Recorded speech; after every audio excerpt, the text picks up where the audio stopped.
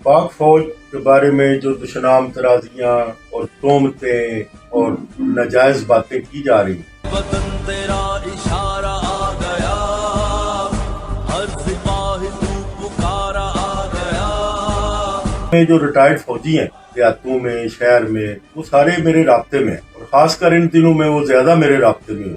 उनमें बड़ा अफसरों में, जवानों में, जो सूबेदार साहबान हैं हमारे इलाके के, उनमें बहुत ज्यादा गमो गुस्सा पाया जाता है। वो बड़े फ्रस्ट्रेटेड हुए कि हमारे फादर दारे के बारे में इस तरह की साजिशें की जा रही हैं। जमीन साथ आसमान साथ, भाइयों उठो करो बुलंद हाथ। सैलाब आ जाए तो फौज उसके आगे बंद बंद, जलजला आ जाए तो पहाड़ों के नीचे से पाकिस्तानियों को निकाल के फौज लाती, बाहर से हमला हो तो फौज आगे, सियाचिन पे हमला हो तो फौज आगे। यूं कहो बुलंद सुने सारा जहां, नारे तकबीर, अल्लाहू अकबर। जो पलीत सियासतदान हैं, जो अच्छे सियासतदान हैं, पाक हैं, मुहब्बे वतन है, उनकी बात नहीं करता। जो पलीत सियासतदान है, जो फौज को और अवाम को आपस में लड़ाना चाहते हैं और इस मुल्क को लूटते हैं और इसको तबाह करना चाहते हैं, उन सारे पलीत सियासतदानों के सारे जिस्मों का खून निकालें तो ब्रिगेडियर बरकी साहब शहीद के खून के एक कतरे के बराबर। तकबीर, अल्लाहू अकबर, नारे तकबीर, अल्लाहू अकबर। जरूरी कौमी मौजू पर आपसे बात करना चाहता हूँ। मुझे उम्मीद है आप सुनेंगे और सुन के अपनी राय भी देंगे। मैं पाक फौज के बारे में बुनियादी तौर पे आज बात करना चाहता हूँ। पाक फौज के बारे में जो दुशनाम तराजियां और तोहमतें और नाजायज बातें की जा रही हैं, उसका मेरे हलके में, मैं हल्का PP 32 गुजरात जलालपुर जट्टा से इलेक्शन भी लड़ रहा हूँ और यहाँ का रहने वाला हूँ। फरूक अफगन मेरा नाम है। तो मेरे हलके में जो रिटायर्ड फौजी हैं देहातों में शहर में, वो सारे मेरे राब्ते में हैं और खासकर इन दिनों में वो ज्यादा मेरे राब्ते में हुए हैं। और उनमें बड़ा अफसरों में, जवानों में, जो सूबेदार साहबान हैं हमारे इलाके के, उनमें बहुत ज्यादा गमो गुस्सा पाया जाता है और वो बड़े फ्रस्ट्रेटेड हुए कि हमारे फादर दारे के बारे में इस तरह की साजिशें की जा रही हैं और इस तरह की गलत बातें फैलाई जा रही हैं। फिर हम सब ने मिल के, रिटायर्ड फौजियों ने और जो मुहब्बे वतन लोग हैं, हमने मिल के एक प्रोग्राम बनाया। इंशाल्लाह ईद के बाद हम बाकायदा रैलियां भी निकालेंगे और अपनी फौज के बारे में लोकल अगर किसी ने कोई गलत बात की उसका इंडिविजुअल जवाब भी देंगे और उन पे पर्चे भी करवाएंगे। पाक फौज के बारे में आजकल आप लोगों को बड़ा गुमराह किया जा रहा है और कोशिश की जा रही है कि फौज को और अवाम को आमने सामने ला के इनको आपस में लड़ाया जाए। अल्लाह ना करे वो दिन नहीं आएगा। पाक फौज दुनिया की वो फौज है जिसका तल्लक एक थर्ड वर्ल्ड और गरीब मुल्क से है, लेकिन आप उनकी कारकर्दगी देखें। बहुत सारी जंगें हुई, बहुत सारे नुकसानात हुए, कभी आगे बढ़ना पड़ा, कभी पीछे हटना पड़ा, लेकिन उस वक्त हम पाक फौज इतनी मजबूत नहीं थी। अल्लाह का शुक्र है आज अगर आप पाक फौज की मजबूती पे और उसकी तरक्की पे एक नज़र डालें तो आप हैरान रह जाए। दुनिया के कोई 200 मुल्क हैं और पाक फौज दुनिया के अमीर तरीन और जदीद तरीन फौज रखने वाले मुल्कों के बराबर है। इन्होंने इंतहाई गुर्बत में और बुरे हालात में एटम बम बनाया, एटमी मिसाइल बनाए, थंडर तैयारे बनाए, हालत टैंक बनाए, दुनिया की बेहतरीन राइफलें बनाई। यानी असले में इन्होंने इतनी तरक्की की जितनी जदीद तरीन मुल्क तरक्की कर। असले में हम खुद कफील हैं और दुनिया का बेहतरीन असला हमारे पास वो मिसाइल हैं, पूरी दुनिया, हमारे जो जितने दुश्मन हैं वो उनको याद करके थर थर कांपते हैं। बेहतरीन ड्रोन तैयारे बनाए। अफगानिस्तान में इतनी बड़ी जंग 20 साल हमारे 30 साल हमारे सर पे रही, उससे हमें महफूज रखा।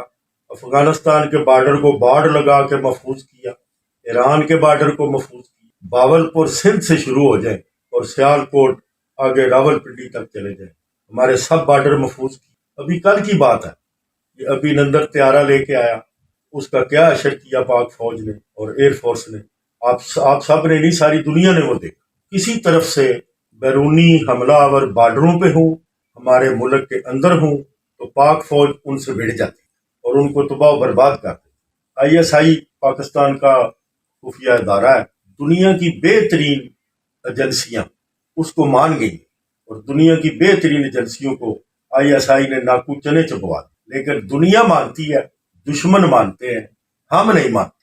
ہمارے اندر کوئی ایسے سازشی لوگ آ گئے ہیں کہ وہ ہر قیمت پر فوج کو اور عوام کو آپس میں لڑانا چاہتے ہیں۔ انشاءاللہ تعالیٰ یہ کبھی بھی نہیں ہوگا، اور اللہ پاکستان پہ جب بھی کوئی مشکل آئے، اب جیسے میں ذکر کر رہا تھا تھنڈر طیارہ، دنیا کا بہترین فائٹر طیارہ ہے، F-16 سے ملتا جلتا ہے، فوج نے وہ بنا لیا، سویلین کے والے PIA تھی، اس کا اشر دیکھ لیں کیا ہے، طیاروں میں چوہے دوڑ رہے ہیں۔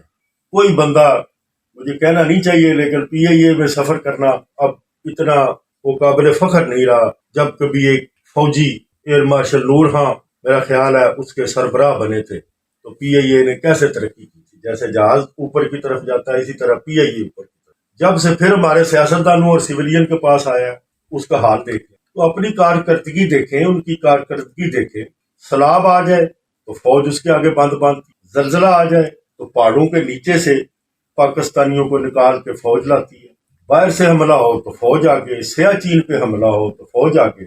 پاکستانی سیاستدان، میں اکثر کہتا ہوں ہماری تمام جتنی ڈسپلن فورسز ہیں اس میں فوج آتی ہے، رینجر آتی ہے، پولیس آتی ہے، FC آتی ہے، اور بھی اسی طرح کے کوئی ادارے ہوں گے، یہ سارے کے سارے اپنے وطن کے دفاع کے لیے اور اپنے وطن کو دشمنوں سے محفوظ رکھنے کے لیے وہ لازوال قربانیاں دی جا رہی ہیں جو سونے کے حروف سے لکھنے کے قابل۔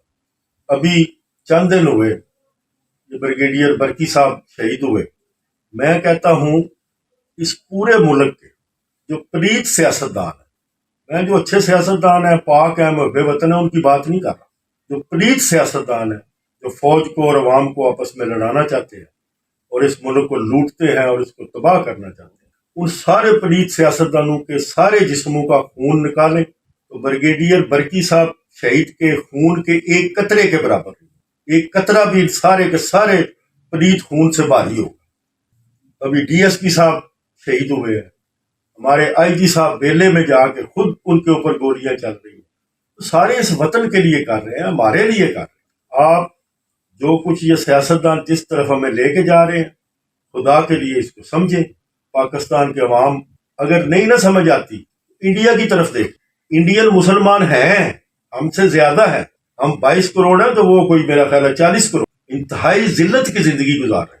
ان کو نماز نہیں پڑھنے دی جاتی، ان کو قربانی نہیں کرنے دی جاتی، ان کو تراویحیں نہیں پڑھنے دی جاتی، ان کے حجاب کھینچ لیے جاتے، ان کے گھر جلا دیے جاتے، ان کی مسجدیں جلا دیے جاتے۔ مقبوضہ کشمیر میں دیکھ لیں کیا ہو رہا ہے، فلسطین میں دیکھ لیں کیا ہو رہا ہے۔ یہ کیوں ہو رہا ہے؟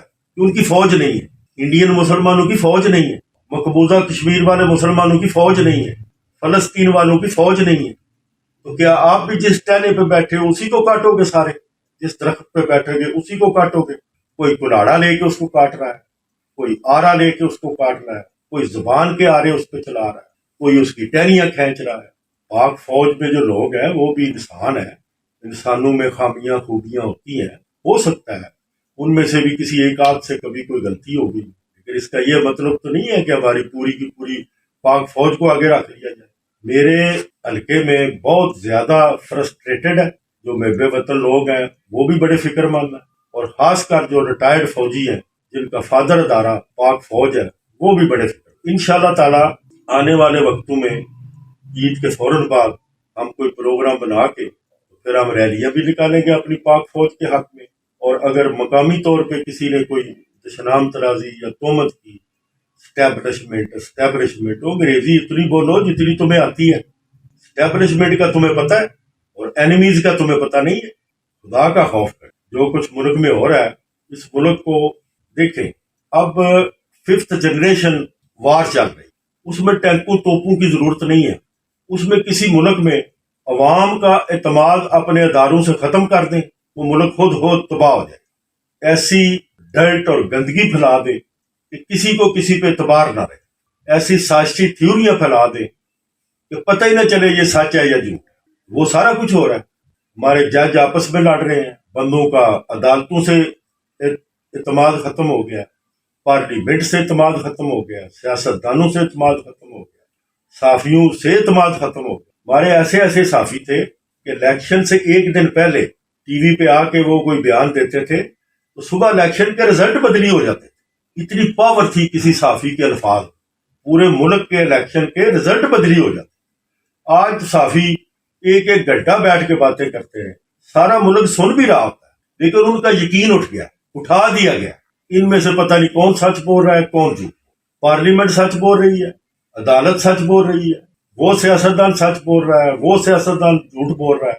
اعتماد اٹھ گیا ہے اور یہ تباہی کا راستہ ہے. آپس میں مل بیٹھے ادارے بھی اور سیاستدان بھی, اور خدا کے لیے پاکستان کے لوگوں کو سانس لینے سارے مل بیٹھے اور اس ملک کی سلامتی کے لیے دعا مانگے, اور ملک کے عوام کو بھی کوئی سانس لینے دے, کوئی تھوڑا سا سانس, تھوڑا تھوڑا اپنی انا سے نیچے آئے, کوئی گیو اینڈ ٹیک کرے, ایک قدم دوسرا آگے بڑھے, ایک بڑھے. یہ ملک بالکل اب آندھوں کو بھی پتہ چل گیا ہوا ہے کہ تباہی کی طرف جا رہا ہے. کوئی کہتا ہے ڈیفالٹ ہو رہا ہے, کوئی کہتا ہے ڈی سیٹ ہو رہا ہے, کوئی کہتا ہے جی آئین کی شیک 84 کو 81 کے ساتھ ملا کے پڑھے, یہ 2-5 ہے, یہ 4-6 ہے. وہ بابا یہ 2-5-4-6 شیک 81 شیک 84 یہ آپ لوگوں کو پتہ ہے, ہمیں اس کا پتہ نہیں ہے. کسی غریب آدمی کو کسی نے پوچھا کہ 2 اور 2 کتنے ہوتے ہیں, اس نے بولا جی 4 روٹیاں. اس نے بولا میں نے روٹی کا تو نام ہی نہیں لیا. اور اس نے بولا جناب میں پھر کیا آپ کو بتاؤں, میرا ذہن ہی ہر وقت روٹی میں پھنسا رہا. آپ 2 اور 2 4 ڈالر کرتے ہیں, ہم 2 اور 2 4 روٹیاں کرتے ہیں. تو خدا کے لیے اپنے محافظوں کو عزت دیں. آپ جتنے سیاستدان ہیں, آپ کو تو کراچی سے بس میں بٹھائیں نا تو اسلام آباد آنے تک آپ مر جاتے ہیں. آپ تو بس میں سفر نہیں کر سکتے. سیاچین میں آپ کو لے جائے تو ایک ہفتہ ادھر نہیں آپ گزار سکتے. خدا کے لیے یہ اللہ تبارک و تعالیٰ نے اپنی خاص رحمت کی تھی. قائد اعظم رحمۃ اللہ علیہ نے بڑی محنت کی تھی اور یہ ملک بنایا, اور یہ مسلمانوں کے لیے ایک نعمت ہے. اور اس وقت دنیا میں آپ کا بڑا مقام اور احترام ہے. دنیا کا کون سا تھرڈ ورلڈ کا ملک ہے جو تھنڈر طیارے بنا رہا ہے, جس کے پاس میزائل ہے, جس کے پاس خود کفیل ہے, جس کے پاس ایٹم بم ہے, جو دنیا کی ٹاپ ایجنسیوں کو فیس کرتے ہیں, اور انہوں کو وہ پنجابی گوڈیاں پر نہیں کر دیتے. تو مہربانی کرو ساڈے ملک تے رحم کرو, ساڈے عوام تے رحم کرو. سانو 2 تو 2 4 روٹیاں دے چکر چ کڈو. تو پاک فوج زندہ باد, پاکستان پائندہ باد, اللہ اکبر. مہربانی جناب, بہت شکریہ.